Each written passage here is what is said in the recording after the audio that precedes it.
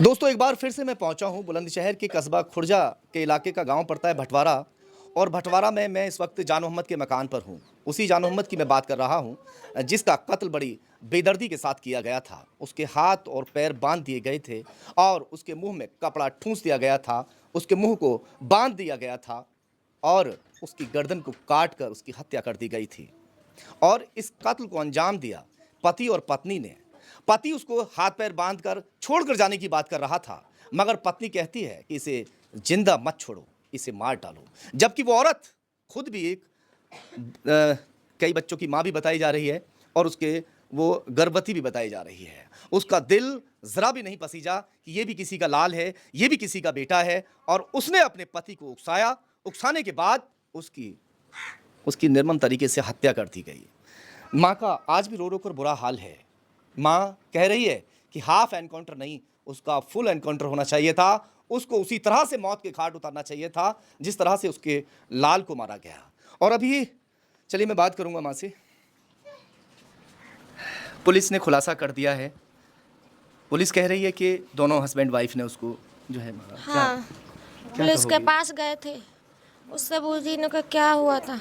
उसने बोले नु का मेरे बेटे से बोला नु का चला बुक में नु का चलो छह बताए थे उसने नु को 6 जने हम। अच्छा, पहले ही कहा कि बुक में चलोगे। हाँ। अच्छा, ये किसने कहा था? उसी ने। अच्छा, जो लेके गया उसी ने, जिसने मारा। मेरा बेटा पहुंच गया था। मेरा बेटा बोला उसके यहाँ जाके नु के तुम तो 6 जने बता रहे, तुम तो दोनों जने हो। नु के हम 2 जने ही हैं और पैसे हम पूरे देंगे जितने तुझको बताए थे हमने। तो मेरा बेटा नु को ठीक है, तो ले गया 400 रुपया में। चला गया, एक गड्ढा सा आया खाई सी, वहाँ जाके टेम्पो रुकवा लिया। नु कही यहाँ मट्टी अच्छी है, हम 2 कट्टा मट्टी भरेंगे। अच्छा। तो मेरे लड़के बोला नु कहे यहाँ टेम्पो नहीं जा पाएगा, नु कहे यहाँ गड्ढा है ज़्यादा, टेम्पो न कहे टेम्पो ना जा पाएगा तो नु कहे उठवा तो देगा। मैंने नु कहा हाँ उठवा दूंगा। तो मेरे बेटे ने बोला टेम्पू न को मैं मोड़ के खड़ा कर दूं। मेरे बच्चे ने मोड़ के बाग में को खड़ा करा, टेम्पू उठवाई मट्टी उसी जगह आगे को चलत मैं देखता हूँ। न देखने के बाद आगे को बढ़ा के उसने घुमा के खड़ा कर दिया। मैं अब मट्टी भी उठवाई, हाथ झाड़ के फोन आ गया उसके दोस्त का, मेरे दूसरे लड़के का। हाँ। जैसे देवर के लड़के का। हाँ। न भैया कहाँ तू, बात हुई थी, वो बाट देख रहे थे कि कब फोन कटा, इससे फोन छीन के हम स्विच ऑफ करें। मेरे भैया की बात हो गई, न मैं आ रहा हूँ छोड़ के न घर को ही। न ठीक है। तो उसने मेरे भैया का फ़ोन कटा, फ़ोन छीन के फ़ोन स्विच ऑफ करके सिम फिम निकाल दी। बोला मेरे बेटे से न चल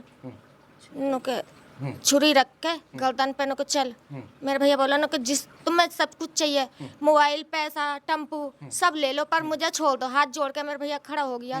न सब कुछ ले लो। न हाँ तुझे छोड़ जाएंगे, हाथ बंधवा ले, पैर बंधवा ले, अपने हाथ बंधवा ले, तुझे हम छोड़ जाएंगे, तेरे टेम्पू को ले जाएंगे। तो मेरे भैया ने सब कुछ की, पर हाथ भी बंधवा लिए, पैर भी बंधवा लिए। न कहा मुझे छोड़ दो। अब लुगाई आदमी ने उसके ने लात मारी, गड्ढे में गिर गया। लुगाई बोली कि नुका नहीं इसे मत छोड़ो, इसे छोड़ोगे तो हमारी पोल खुल जाएगी, हम पकड़े जाएंगे, इसे मार दो।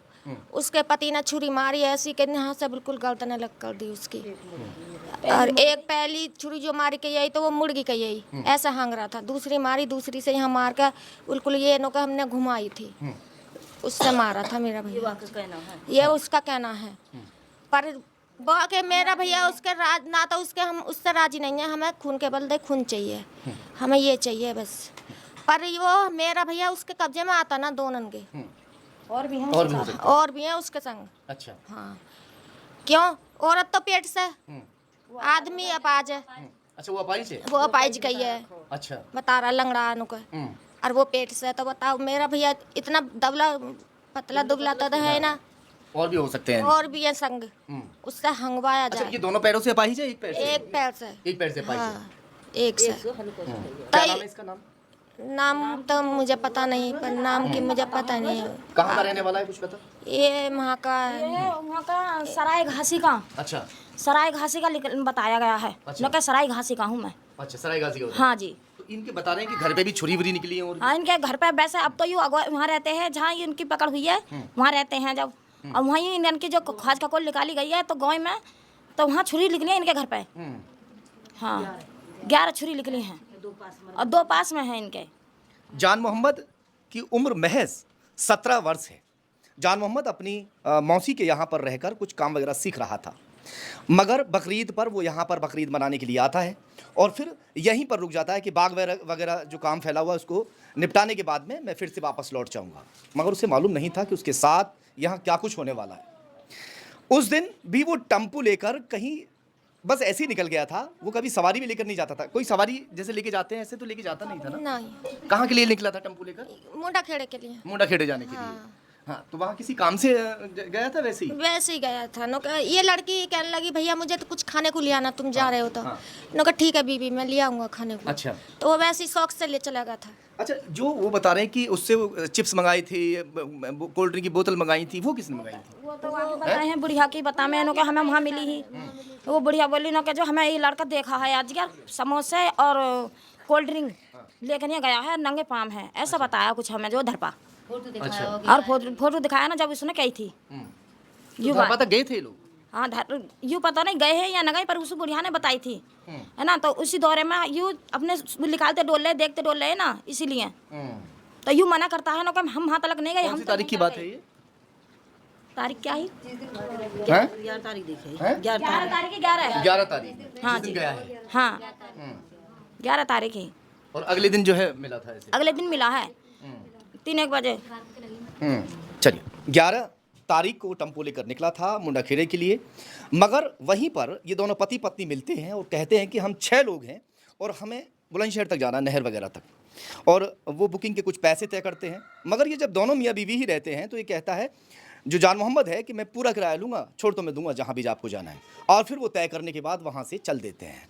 वहीं एक गड्ढा मिलता है, बोलते हैं कि हमें यहाँ से मिट्टी वगैरह भरनी है। मिट्टी भरने के बहाने वहाँ टम्पू रुका लेते हैं और टम्पू रुकाने के बाद वहाँ ना जाने कितने लोग थे अभी तो मालूम नहीं, क्योंकि जो महिला है वो प्रेग्नेंट है और जो उसका पति है वो अपाहिज है, विकलांग है, एक पैर उसका ख़राब है, टांग ख़राब है। तो कहीं ना कहीं इसमें अभी झोल है। हालांकि पुलिस ने अभी खुलासा कर दिया है, अभी भी पुलिस की जांच जारी है। देखेंगे कि अभी इसमें और भी लोग निकलते हैं या फिर यही दोनों कातिल थे। तो वो दोनों फिर उसकी जिस तरह से बताया गया है और मैंने भी आपको बताया कि गर्दन काट कर निर्मम तरीके से हत्या कर देते हैं, इस बात को उन लोगों ने खुद भी कबूला है। अभी और भी परत खुलनी बाकी है, पुलिस जांच में जुटी हुई है। देखते हैं कि इसमें आगे और कुछ क्या निकलता है।